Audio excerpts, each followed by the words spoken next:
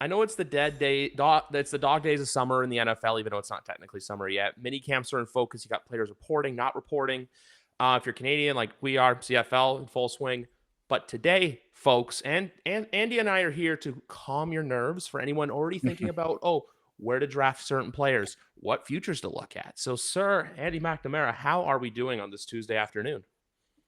Griff, doing good, brother. Yeah, we're just starting mini camps. We're having a few holdouts here and there, but pretty quiet when it comes to the real football side. But as we know, it is never too early to start prepping for those fantasy drafts. That's exactly it. Like, I don't look at it as like prep work. Like, I see people already doing videos where it's like, you shouldn't draft this guy or you shouldn't do this. And I'm like, that conversation's in August. Like, right now, it's good to look at, like, Yeah. hey, when I get my first round pick, who's the guy to take? And I'm going to tie this into you because there's a player. I don't know if he's going to, I don't know if he's your number one overall. Number one overall, in my opinion, is the guy who got the Madden cover today, Christian McCaffrey. I think that's number one overall. But if you're 2, 3, or 4, there's a running back. He's in my division. Not a big fan of it, but he also has very long odds to win Offensive Player of the Year. Oh. That, my friends, at plus 2,200 is Breece Hall from the New York Jets. Okay. So here's the reasoning I have for this bet. Because when you look at all the guys ahead of him, and it's Tyreek Hill, Christian McCaffrey, Lamb, Chase, Jefferson, Barkley, St. Brown, I look at Breece Hall to win this award for a couple of reasons. One, we saw last year. I remember I said this to you in August. Don't draft Breece, coming off a torn ACL. You don't know what you're going to get. Proved all of us wrong. Now you have a 40-year-old quarterback who, his Achilles, it popped on him 4 plays into the last season. Yeah. So you have a guy who can be a bell cow. You have a guy who, look, when it comes to fantasy football, when you look at the top running backs, I look at him as right now RB2, RB3 for fantasy football, Right. But with his award, I look at that for Offensive Player of the Year at plus 2,200 because when you look at it, if Rodgers is having foot issues, look, hey, I got a guy right behind me I can just hand it off to, and he's going to hit home runs. So you know what? For a fantasy perspective and for a betting perspective, it's the perfect combination of player. Yeah, Andy can catch, and the Jets did make a concerted effort to try to improve their offensive line. Is it good enough? We'll have to wait and see, but it couldn't be much worse from what it was last year. So that's interesting. You know what? That makes sense because if I'm looking at guys going ahead, and we know the talent to Justin Jefferson is undeniable, and quite often the greats just find a way. But man, do I want to be taking Justin Jefferson that high with J.J. McCarthy and Sam Darnold as my quarterback options in Minnesota? Like, Griff, that just seems like such a waste. Can we trade Justin Jefferson to somebody with a good core? Like, this man deserves better. He was a rock star with Kirk Cousins, and now he goes to J.J. McCarthy and Sam Darnold. If there is a award for consistent receivers with mediocre quarterbacks, it goes to Mike Evans, but that torch is slowly being passed on to Justin Jefferson because Mike Evans, for all but 3 seasons for Tom Brady, has still managed to put up 1,000 yards a year. So with Justin Jefferson, like, look, I'd still draft him top 5. Like, when I look at the top 5s for fantasy, I look at, CMC, I look at Breece, I look at Jefferson. I'll put Amon-Ra St. Brown in there, but another guy I'll put in there as well, which some people are going to look at me and go, really? It's Jahmyr Gibbs. I know Jared Goff just got paid, but we saw what Gibbs can do, and he's only going to get – running backs only get better as time goes on. So, you have Jahmyr Gibbs there. You have Derrick Henry, but that one's a concern too because what's Lamar's play style going to look like with a bell cow? Something he had Mark Ingram, but look, Derrick Henry is a bit of a step up from Mark Ingram. The only other players I look at too is like the Tyreek Hill. Then you have the weirdness with the CeeDee Lamb just because, look, Lamb is going into a contract here, and he's going to want to get paid. Saquon Barkley's another one because, look, with the tush push, are you going to lose those goal line touchdowns? A.J. Brown's another guy. And then even I know another popular one. This is not a first-round pick I look at. This is a take I've been sitting on for a while. But if you want a receiver that you can maybe get in the 3rd or 4th round, that could be your WR1, I look at Drake London in Atlanta this year. So, there's just a very solid – because, look, when you look at the top receivers, they're all going to go quick. But Drake London's that kind of guy where, someone's going to draft him, and then you're going to get every league mate to you going, oh, shit, like, I can't believe I forgot about that. I'm such an idiot. It's not like the whole, last year with Puka Nacua where it's like, oh, my God, I can't believe it's not that. Like, no one knew that. But but Drake London's that guy you're going to forget about, because everyone's going to be focused on, hey, I got to get Bijan Robinson because Bijan Robinson's got a competent quarterback and offensive thing. I just look at Drake London from the standpoint of, hey, we've seen what he can do with mediocre quarterback play. Now you got Kirk Cousins coming in with a good offensive coordinator coming from the McVay system. Buy the stock when it's low. Well, and let's not forget the backup. For my money, one of the best backups, Michael Penix Jr. Yes. And let's say Kirk Cousins is not 100% or needs to not start the season or gets hurt, whatever. I would feel, and even got Taylor Heineke behind Penix. Like in Heineke, he had a few decent stretches where he could distribute the ball, a bit of a wild man, but in Washington, like for me, Michael Penix Jr., if he didn't have those injury issues, I know he penned the letter saying he was fine. Oh, whatever. If he didn't have those, to me, I would have had him as my, if not top quarterback, second best quarterback in this draft class. So I'm super bullish on Michael Penix. Still a very questionable pick for what you could have done with Atlanta, considering all the term and money you paid to Kirk Cousins. But heck, there's a couple options for Drake London right there that gives him better than anything else he's been able to play. And let's face it, too, his competition at receiver, Darnell Mooney, gadget guy, nice Pete, Rondale Moore, like there's not that like superstar guy who's going to siphon targets away at receiver. Now, Kyle Pitts could be a different story. Yep. That's it though. But I look at because I look at Darnell Mooney, like if you want him, like if you're going to get London in the 4th, go get Mooney in the 8th or the 9th, have him stashed on your bench, have him stashed for flex. I guess. Like that kind of thing.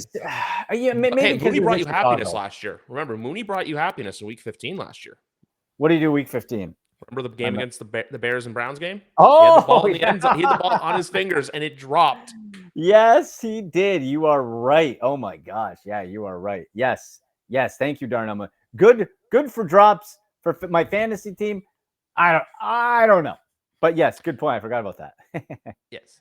There's one award I want to talk about just with the NFL award show because I love this award, but I hate how people look at it from betting. Coach of the Year. Obviously, you have a lot of experience with it because I love how last year everyone's like, Dan Campbell's going to win. This. I'm just like, you're talking about coaches that meet expectations. That's not Coach of the Year. That's just saying, hey, you did what you were supposed to do and you had a good season. Coach of the Year is the guy who kind of can take duct tape and, a bunch of random tools and MacGyver a team and will them to a season no one saw coming. Like we saw Brian Daboll. 5 different starting quarterbacks is the reason why Kevin Stefanski was extended, I think, last week? Yeah, him and Andrew Berry, they have them in tandem. So the 1-2 punch. Andrew Berry, by the way, GM for the Browns, still the youngest general manager in the NFL at 37 years old and 5 years on the job. Yeah, exactly. So that's the thing with Stefanski though, where now it's like last year he went from literally being the hottest coach in the NFL on the hot seat, where it was you got to make it work with Deshaun, but then when Deshaun goes down, you basically, like I said, you make something out of nothing. You get to the playoffs. Sure, the playoff result wasn't what it was, but the fact they got to the playoffs, the fact they clinched at home and they had a winning season, and now Stefanski is the most stable coach they've had in 30 years in Cleveland. But remember, actually, no, I'll do one you better. Since the new Cleveland Browns have come back, he's been the most stable coach. That's just one of those. That's a no doubter. It builds continuity and it has security to where now I know there's the guaranteed contract for Watson, but then now it kind of shows, hey, Stefanski's not going anywhere. They're not going to fire Stefanski. It's no longer a dysfunctional team where it's like a one-season wonder, kind of like what we saw in 2018 with you guys. But this all ties back to my Coach of the Year thing because when I see the top odds this year, I look at, for some reason they have an Eagles logo next to Raheem Morris, but like 3 of the top 4 is Matt Eberflus, DeMeco Ryans, and Jim Harbaugh.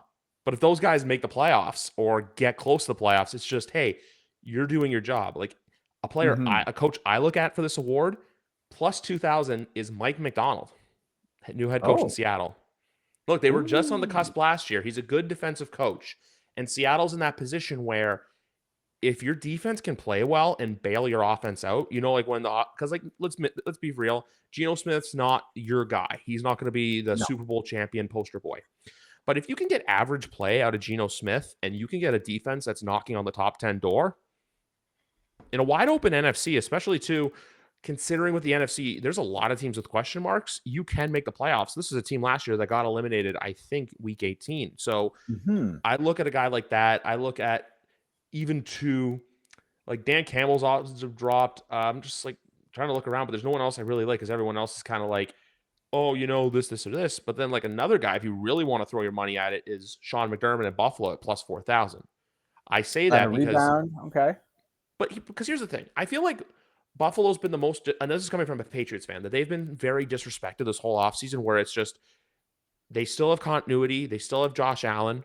And I feel like everyone's thinking, oh, Josh Allen's just going to fall off because he doesn't have Diggs anymore. But in reality, this might be one of those situations for them to where, hey, you go out there, you win the division, and you are either you get the 1 seed or you get the 2 seed in the AFC comfortably. That's recipe for coach of the year.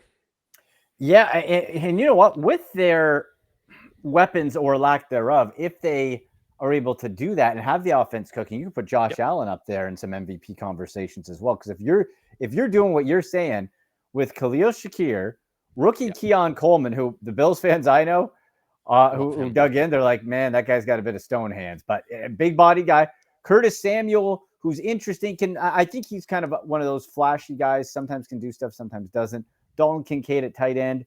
James Cook. That's a fantasy tight end to have. Dude, I'll tell you this. I picked up in one of my, I was in a startup dynasty league a few weeks ago draft, and Ray Davis. Fantasy wise, I'm not sure. But man, real life wise, I freaking love that guy out of Kentucky. He is your wrecking ball bulldozer goal line who can get you 2 yards if you need one and can catch a bit too. I think that's a nice 1-2 punch. Again, we'll have to see how he's used. The Bills have been going a bit more run heavy since the departure of Ken Dorsey, who's now with my Browns. Yes. So it could be interesting. But I like Ray Davis. I'm just saying, if you got one pick at the end of the draft and you're like, you can never have too many good running backs, and Ray Davis is sitting there, maybe give it a thought. Exactly. And also, too, I did look at Josh Allen's odds, and he is, I believe, plus FanDuel has him at plus 800 behind Patrick Mahomes at plus 500. So, okay, look, it is a worthy bet. I'm just looking at it to where this is the year truly where for him, it's like, hey, you kind of go in and out.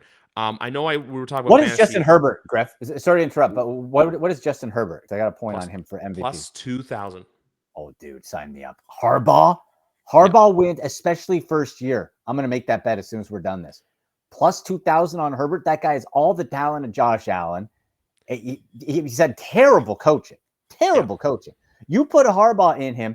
Now, the weapons around him, we talk about Buffalo in LA with the Chargers, it's sparse. Like, I think it's serviceable, but that again can be a part where it's like, okay, if you can take and elevate Josh Palmer, Quentin Johnson, Ladd McConkey, who I do like, DJ Chark can shift around. The tight end, it's very kind of, even Gus Edwards is their top running back. Oh my God. Oh, well, good luck, Harbaugh. Well, we could have coach of the year and MVP in a combo if they win with this team on offense. I feel like to win coach of the year for him, though, they'd have to win the division. They would have to supplant Kansas City, which I don't see happening this year. But or like they get 12 wins and Kansas City gets 13 or something. Like it's like you would have won, but you had a phenomenal year type of thing. Exactly. That's it. It's like Stefanski, where it's like, hey, no one saw them coming. Because even going back to the coach of the year thing, I look at the Matt Eberflus one for being the favorite, where I'm just like, he would have to make the playoffs and then do some. Because when I look at the Bears, like, we do this every NFL season where I was going to ask you a question, but we're just going to go right into it, of like a team you're not buying into. And for me, it's Chicago, just because, look, they have the defense to get there, but offense, look, they have their quarterback, but then you have a rookie wide receiver in Rome Odunze. Keenan Allen's a guy where it's just like, he's older. Mm-hmm. DJ Moore, I would still say that Cole Kmet's the best weapon they have on offense. I will still thump my chest saying that. And with the Bears, it's just one of those things where it's like, this is a team that hasn't really been exposed to that much, to where now it's, hey, they're going to go to the playoffs. I've heard Rich Eisen say that their best case scenario is a Super Bowl, where I'm just like, oh, stop. We do this every year. The media was, and you're not going to like me for saying this, but I remember 2019, your Cleveland Browns, there was a lot of media people that were very guilty. Extremely guilty of labeling them like, they're going to win the NFC North, they're going to do this and this and this. Oh, we were off to the races. Freddie Kitchens. Yep. And two key components to both of those seasons, which I just find funny. Both those teams open up against the Tennessee Titans. So it's just a fun little thing to put in there, because with Chicago now, it's going to be this whole, it's either going to go great and they like go on a run, or it's just going to be flat out just usual Chicago disappointment for them, Because like when Caleb Williams, I think once the pressure starts coming in game, I think he's going to get flustered. The guy runs backwards and gets sacked. He doesn't escape. He runs backwards and gets sacked. He has had some fumble issues. Does he have all the raw talent and even like developed talent to do it at every level? Yes. But once it starts flying for real, I just don't think he's mentally tough. Maybe he'll prove us wrong. Yeah. But the thing is, too, always the question when it comes to fantasy targets. You said Cole Kmet could be their most talented receiver. I agree. However, in college, unless you have a superstar tight end, they quite often don't use those tight ends. Does Cole Kmet become a safety blanket, or is that DJ Moore? We see quite often rookie quarterbacks try to funnel to the vet. So my concern would be, I don't doubt the talent of Cole Kmet. I just wonder, is Caleb Williams going to get him the football? That's the big thing, too, because I feel like everyone's going to think, Rome Odunze all the time. He's got DeAndre Swift, which DeAndre Swift is, that's the thing. Swift is serviceable, but he's not like, this like crazy world-beating running back. Like, he doesn't scare you or anything like that. He's good, but not like, he's not your old school bell cow type, But I want to ask you something, though. Every year we talk about teams that like get put up on a pedestal that disappoint. Yeah. Do you have a team that like you think that could surprise some people? Because I have one that I've been sitting on for a while that I'm not saying this team's gonna make the playoffs, but I have a feeling this team could maybe turn some heads where it's like next year you look at them and go, they're ready to go. Like surprise positively. Yeah, surprise positively. No. Surprise negatively are usually because of injury or just overhyped expectations throughout the summer and preseason. But I meant like surprise in a good way, kind of like what your Browns did last year. Yeah, I hope my Browns can do it again. But I'm gonna stick with the Chargers. I'm gonna go back to the Chargers. Look, I'm an Ohio State fan, so I don't like that version of Jim Harbaugh with the cheating in Michigan. But look, the guy won at San Francisco right away. The guy won at Michigan. The guy wins. He commands respect. He's got the charisma. He's got it in there. And you have him with hands on Justin Herbert. That's what gets me salivating. Now, that running back, fantasy-wise, I'm not touching a running back for the Chargers to save my life. Right? Oh, my Lord. Gus Edwards, J.K. Dobbins, who you look at him and he goes down. Kamani Vidal and Isaiah Spiller. That's disgusting. So the running backs are nothing. The defense, not bad. They have to stay healthy. They have to stay healthy. Well, they have to say you got Mack. He's a bit older, Bosa. But I think the Chargers could be a team that a lot of people are just used to being like, you got some names, but you crapped the bed. That's because their coaches were terrible. So I think the Chargers make the playoffs this year and turn some heads. So I have mine's a little bit crazier. I don't think this team makes the playoffs, but I think this team surprises and catches a lot of people off guard, especially to considering who their week one opponent is. They are a West Coast team, but mine is the Arizona Cardinals. Oh, wow. I know that, look, it's been bleak there, but they have a coach that I feel like, look, and I've made fun of him on this podcast. A lot of people have made fun of him on this podcast just for his styles and a lot of the stuff he said. But towards the end of the year, I started to get a sense of these guys are buying into what he's selling. Like, it's one of those coaches where you go there, you buy into Jonathan Gannon and what he's selling. I'm not here to say Arizona is going to make the playoffs this year, but with a Marvin Harrison Jr., which, love him. Folks, oh my gosh, don't overthink it. I know last year I was telling you, don't do Bijan rookie.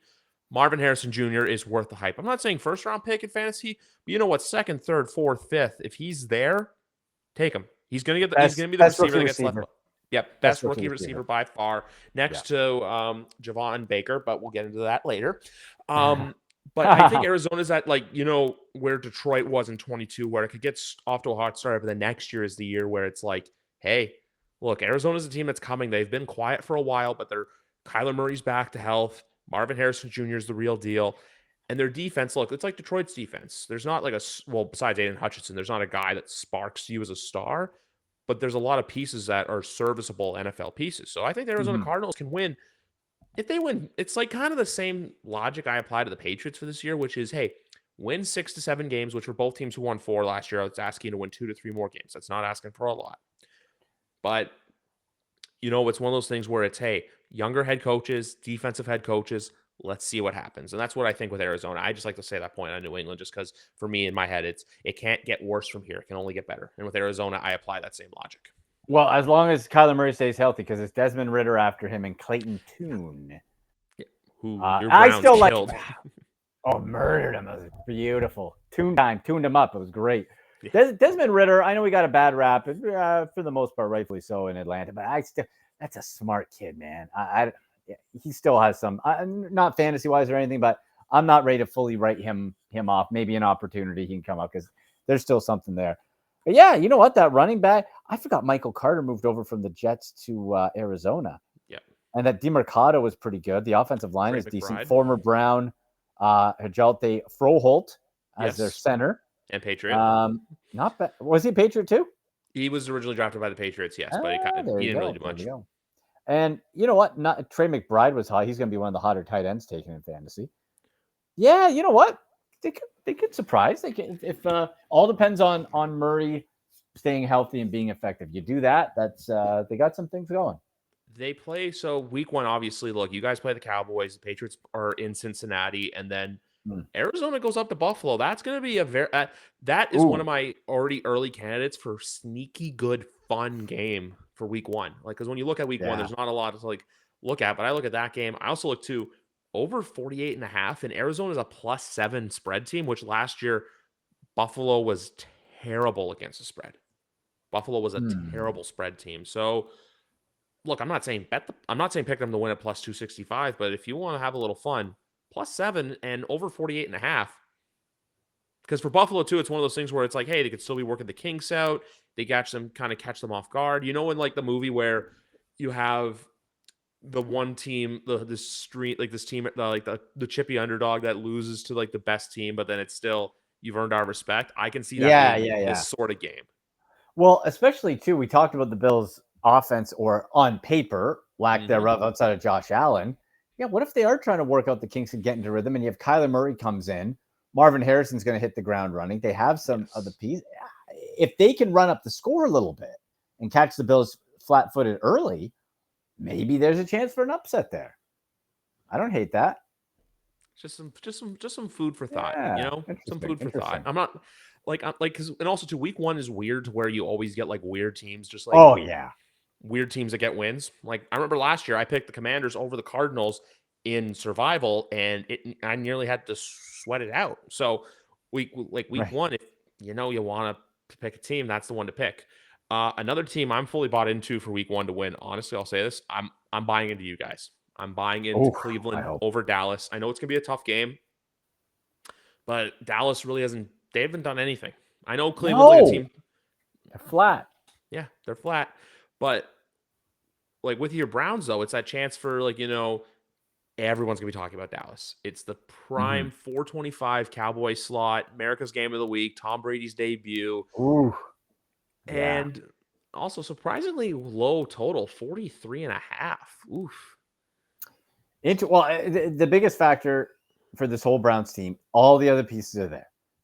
Can Deshaun Watson perform? Yes. Does he have rust? Which I said on my show today. I had Michael Fabiano on as well from Sports Illustrated. Check it out, the Sick Podcast with Andy McNamara on YouTube. Link below, folks.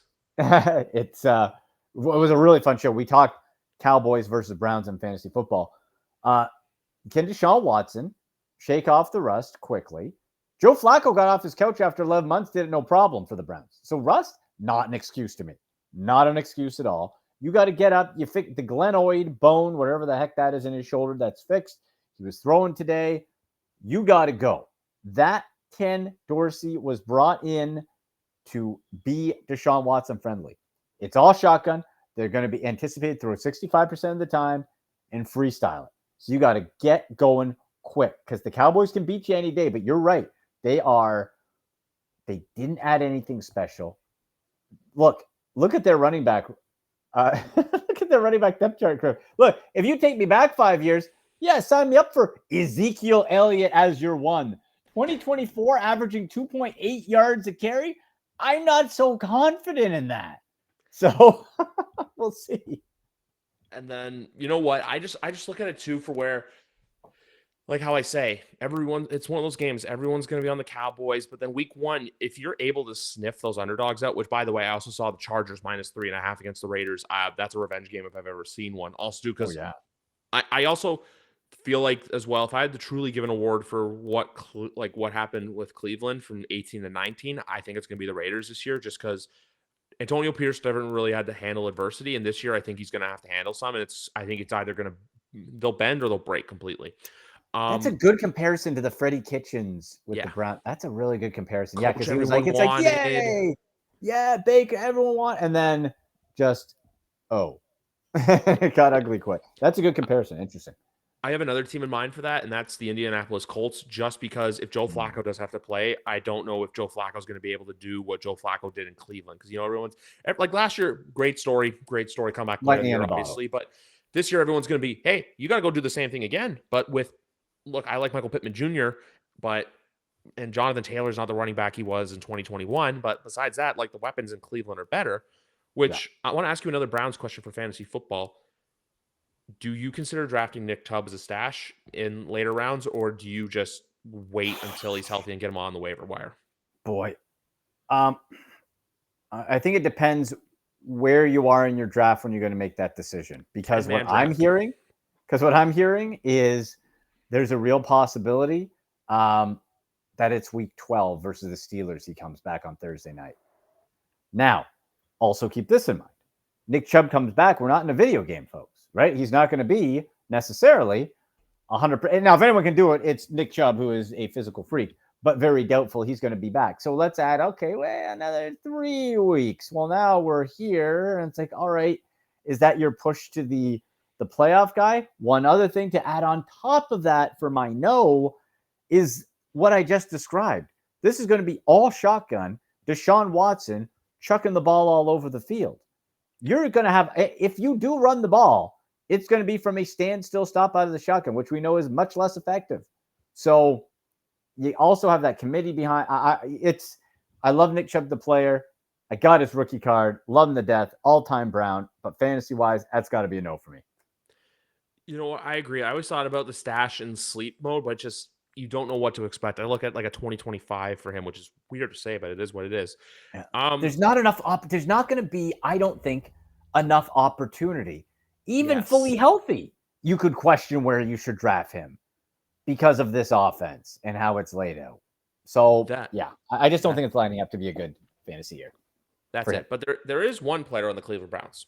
There is one player on the Cleveland Browns I really like for the same sense. I like Drake London in that we forgot to draft him, and oh no. Folks, he liked to play with fire a little bit, and you know what? He got burnt from it, but you know what? He rebounded and had a solid season. It's David Njoku. Because when you look at fantasy tight ends, like I'm still wary on Travis Kelce because I'm in the theory of, look, he just goes out there and, hey, play like this, but then in January, go sicko mode. Yeah. And then you look at Kittle. You look at Laporta, which is weird to say. Hawkinson, I would avoid just because of the torn ACL. You have Hawkinson. You've got, let's see who else we can name off the top of my head. Brock Bowers? Brock. But that's the thing with him and Mayer, though. It's like I know. I don't like the landing when he cooks spot. in the kitchen. Yeah. I look at, let's name some other fun ones. I look at Dalton Kincaid. And then there's there's Mark Andrews. You're not going to like this one, but I like Pat Freiermuth and Mike Gesicki because Mike Gesicki is playing with his first truly good quarterback in his career. He had Tua, he had Mac Jones and Bailey Zappi, and now he's got a good quarterback. So I think if there's a year for Mike Gesicki to truly break out, it's this one. But David Njoku, Trey McBride too. There's another one. Another great one. So if I were to look at two, and I'm going to add another sleeper. I'm going to add another sleeper tight end, and that's Noah Fant of the Seattle Seahawks. Ooh, okay. Like this 5th, 6th round, it's looking at the guys that are still left, and everyone's like, oh, like I think David Njoku realistically is not there, but if you want like a later tight end pick, or you know what, the tight end like Noah Fant, that's a bench tight end. Like get him, stash him, put him away. Tyler Higbee's another name that comes to mind. And then the other one who I think is going to go high is Jake Ferguson too. So, because I always notice with fantasy football and tight ends, it's the one position. I did this in, I think 21 it was. I drafted Mark Andrews, and then everyone went, oh, frick. And then you see like just tight ends go like 7 of the next 8 picks. You see a run. Yeah, that's what always happens with tight ends. It's a position that's forgotten about, and then you realize once the playmakers start going, it's, oh, crap, we got to I need it. Yeah. One cautionary point for David Njoku, and I agree, physical freak, talent-wise, he was having a very consistent season to what he's had most of his career, which great flash points, but fantasy-wise not consistent until Joe Flacco took over. Then he put up career numbers in that last chunk of games, and it was remarkable. Joe Flacco ain't here. So was that a case of Deshaun Watson just getting back, trying to find his feet? Does that improve? Does this new offense? He described David Njoku as charity softball tournament this past weekend. Described the offense as, quote, juicy. He loves it. So he's excited, which is a point of optimism. But just to keep in mind, those numbers did not come with Deshaun Watson. They came with Joe Flacco. I like it. I was saying more for the sleeping aspect of it, Yeah. I'm just saying overall, just, keep that in mind just in case. You know what? It's one of those things you got to keep in the back of your, like, I agree with that, because with a lot of those players, you think at the time, hey, this is going to be great. This is going to be good. But you know what? Eventually, if you, like, you got to think it through, not just, oh, hey, what the player can do. Think about the situation they were in, who they were with, because I completely agree with you on there. But I just was meaning like the whole, like, hey, oh, sure. Later rounds, like, hey, I might take him anyway, to be honest. Like, I'm not, look, with the tight end situation, you could do worse than David Njoku, believe me. But yeah. Yeah, because you look at a lot of teams right now, like the only established tight ends, like without teams without established tight ends, like you got to look at the let's say the Texans. I remember Dalton Schultz. I meant to say the Titans don't have one. The Colts, like Mo Alley Cox, he's fine. Evan Ingram, I don't know. For as much as I like him as a player, Hunter Henry, it's just, I say this every year with Patriots players, where I'm always like, you just don't know what they're going to do. Patriots players, I'll say this again, you don't know what they're going to do because you truly don't know what you're going to expect out of offense. You truly don't know who's going to be a quarterback. So, and it's post Belichick, man. This is the first draft post Belichick. We don't know. Everything we knew and come to think is gone or could be gone, or maybe is similar in part, which we just don't know. The fact that they drafted Drake May at least points to me of saying, like, okay, that's not a Belichick pick. A Belichick pick was JJ McCarthy. And you went Drake May, the raw guy with lots of potential, who I kind of have in a Justin Herbert type mindset of like, this guy's raw. This guy's got a ton of potential, though. So that pick alone gives me optimism for Patriots of like, all right, maybe you're going to loosen things up and, I don't know, maybe be exciting on offense for once in the past decade. Yeah, because even too, like you have that, but then as well, like I'll give you a sleeper from the Patriots, and there's two actually. There is Demario Douglas, who really improved last year, but Antonio Gibson at running back. He's a good bench running back to have. Ramondre Stevens coming off a high ankle sprain, which we know, look, that's an injury you don't really play a while with, but Ramondre is feeling good in minicamp right now. He's probably going to get a contract extension before the season. So I'm still saying this, draft Ramondre Stevenson, 4th, 5th, 6th round running back. But if you want someone that's there like the 9th, the 10th round, just to take a flyer on, Antonio Gibson for the New England Patriots. All the talent in the world, man. That guy, physical talent, it never quite got unlocked. We've seen flashes, and he had a lot of little injuries, a lot of ankle, a lot of shin stuff. Yeah. But if he can put that behind him, that guy has all the physical tools. I really like Antonio Gibson overall. One more question before we go today. If you had to pick a fantasy football player right now that you would say, do not draft this player, or you just like, you're very skeptical of drafting him, who would it be and why? Do not. Okay, so we'll pick like a higher guy, I guess. Just like well known. Yeah, more well known. Like they don't have to be like saying, "Hey, first round" or anything like that. But let me think here. You know what? I'll say Saquon Barkley. And look, we know what he can do when healthy, but you are just playing with absolute fire when it comes to him. Is he going to be able to stay healthy? One, he's getting older as well. Let's not forget that, with a lot of miles, with a lot of injuries, with a new team in a new system, with a running quarterback. Is he going to be enough to the point of where he gets drafted, right? Like, is he going to go Saquon Barkley in the first round? Is he going to go in the second round? Like, I'm seeing him like top of the second round. For my top running back, I would rather go elsewhere. If you're going to, if you decide you get your 2 top wide receivers and he's there, that's fine. But I feel if you get a Saquon Barkley, you really have to make sure you get an extra serviceable fantasy running back at some point on top of your usual amount because of the injury history and because of the situation. So I'm not too worried about injuries because he's finally playing in front of a comparable offensive line, one of the better ones in football, even though they did lose Jason Kelsey this offseason retirement. I'm just skeptical on him because of the missed of the goal line snap, of the goal line touches getting Yep. taken away. You know, Yep. they're first and goal from the 2 or the 1. Your hands aren't on the football. Your hands are on your quarterback's bum. So, Yeah. that's what I'm worried about. Saquon Barkley's going to have one of those days where he had like 15 rushing attempts, 120 yards, but no touchdowns. And at the end of the day, look, that like one touchdown could have vaulted you from having a 15.6 score to being like 23.2, Yeah. Oh, those... yeah. Totally. You have to look at all of that. So, yeah, Barkley, of my higher end guys, Barkley would be one that I personally would try to not get if I can have a better strategy at running back. Yeah, I agree with you because I look at him too like top of the snake's head because like when I look at the first round, I'm still like I said, I'm still looking at Tyreek Hill, I'm looking at Christian McCaffrey, I'll still go Justin Jefferson just because we know the talent's there. Brees He Hall, makes me Derrick so nervous, Henry, man. and Oh, it's just one of those things where with Justin Jefferson where you're like I know. it. McCarthy went to the best situation because O'Connell's going to put him in situations to have him win. If Kevin O'Connell can make Nick Mullins and Josh Dobbs look good and win football games, he's going to do it with JJ McCarthy. So that's why I still have that sense of I optimism. want to make like ideally for me, I want it to come to my turn in the first round, and Justin Jefferson has been taken, so I don't have to decide. That's my hope. It's like, oh, it's gone. Maybe I would have taken him, but I don't want him like sitting there as the best answer. I'm like, oh man, and then be worried because of the quarterback. But certainly, look, if McCarthy can distribute the ball, and at the pro level, we'll see. Then Jefferson should benefit. You know what it's like? It's basically like I don't know how often you play blackjack, but like when I go to the casino, it's my game of choice. Okay. And you have it's like basically saying with Justin Jefferson on the board, it's saying you're dealt a 9 and a 4. You're 13. Mm-hmm.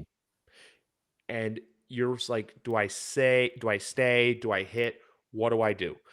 But your situation, I compare it to, you're sitting comfortable with 2 queens and the dealer's got a king. And as long as there's not, and there's not the ace under there. So basically it's one of those things where now you're just waiting to see, okay, I avoided it, but let's see what happens down the road. Let's see what the dealer does. Yeah. Like I said to Justin Jefferson, it's like I agree with you on that because last year too, he went number 1 overall, but this year, like I said, everyone's gonna look at CMC and go there. I look at Brees Hall for 2, 3, 4 if you're in there. I look at Amon-Ra St. Brown. I look at Jahmyr Gibbs as well. There's a lot of options as well. And with Jefferson, though, I just look at the fact that the Minnesota Vikings don't have anyone else. There's not another player that stands out, especially like I know Hawkinson's there, but like I said, torn ACL, Christmas Eve. That's not thinking. And a Who's a torn rookie. ACL? Yes. Like and a rookie QB again. Rookie QB, the mediocre I just backup. see. I see him as a elevated, a slightly elevated Mac Jones. I'm not impressed with JJ McCarthy as a pro quarterback. I'm just not. That might be me. I'm not impressed with him. And so, outside of Jefferson, I'm going to try to be pretty limited on my Vikings. And mine is Deebo Samuel. Oh, okay. He didn't look that. I just think San Francisco having you have a wide receiver whose contract's not living up to the hype. You have a first round talent who wants a new contract and wants a lot of money. Considering what wide receivers are going for now, it's easy to ask for $30 million if you feel you're elite. But then you bring in Ricky Pearsall as well, and you still I think they re-signed Juwan Jennings. I still think he's there. They did. They signed him to like a $15 million. Like it was a confusingly large amount of money. Yeah. So that's the thing there too. So now you have Pearsall on a rookie deal that you have under your belt for 4 years, still at least the 2027 season. You have Ayuk, who they're more than likely is going to be gone, and it's just going to create this room where Deebo Samuel, look, yeah, he's a guy that brings the vibes, but on field, like he'll have a couple pop games here and there. Like the one last year was the game against, I think he had one against the Giants and one against the Eagles. But besides that, like when I look at 49ers, like top weapon there still wears 85 and has a crazy hairstyle, and that's George Kittle, baby. Our WWE loving Penta Zero Nero celebration. That's right. Tight end. Right. Still, my tight end 2 in fantasy. I still say that Kittle's 1 for obvious. Kelsey's 1 for obvious reasons, and then Kittle, just because Kittle goes out there and does because Kittle just loves to play football. So with Deebo Samuel, though, I like look at the whole wide receiver room as a whole and saying just the toxic culture there that's kind of happening. Like you said, Jennings got a little bit more money than we all thought. You have a first round talent. You don't draft talent there. And Deebo is under contract to where if he doesn't perform well, no one's going to take that contract. Meanwhile, teams are going to wait, like the Patriots, who have a lot of money to spend in free agency next year, for Brandon Ayuk to become available, and you don't got to pay a penny to get him. So that's where I feel like if you're going to go a true wide receiver in San Francisco, go with Brandon Ayuk. Go with the guy with the chip on his shoulder. Go with the wide receiver who's balling because he wants a $30 million contract. Yeah, I don't hate that. I'll be with you on that one. You know, that's basically how it's to be looked at with Deebo Samuel. Like, I still think he's good, but like, I don't like if he's there, like I look at him more for flex or bench. I don't look at him as, one of your 2 top wide receivers, because there's about a list of a bunch of guys I can name ahead of him. As hell, he might be there at the same time as Mike Evans, and I'm sorry, but if Mike Evans is available, even though I feel like Tampa might regress a little bit this year, Mike Evans is still a 1,000-yard receiver, one of the more underrated wide receivers in the last 15 years in the NFL. Match him with Bake Show. Come on now. Let's go. I'm not saying anything with Bake Show. I just think the Dave Canales effect we might see some stuff in there. We'll see how Liam Cohen does, but when I say the Buccaneers may regress a bit, like you might not see like Baker be Baker all the time, but look, this is a team that was a couple plays away from going to the NFC Championship game last year, so it can't be too bad.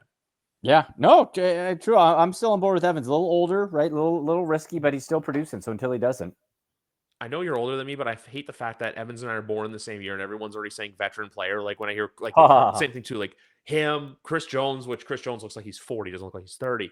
But it's just like one of those things now. Like I'm starting to feel it where I'm like, yeah, I'm getting old. I'm 30, and these guys are vets and like man, on the brink. I've guys my age going into the Hall of Fame. So at 43, got some time to catch. I got some time to catch up with you. You got some time to catch.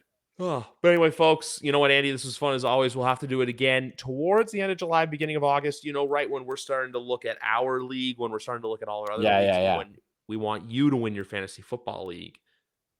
Because, folks, why? Because Sickos talk fantasy in June. You know it, brother. Always, Griff. Good time as always, buddy. Yes, sir. Folks, 297 in the bag. We will see you for 298 sometime soon, guys. 300s right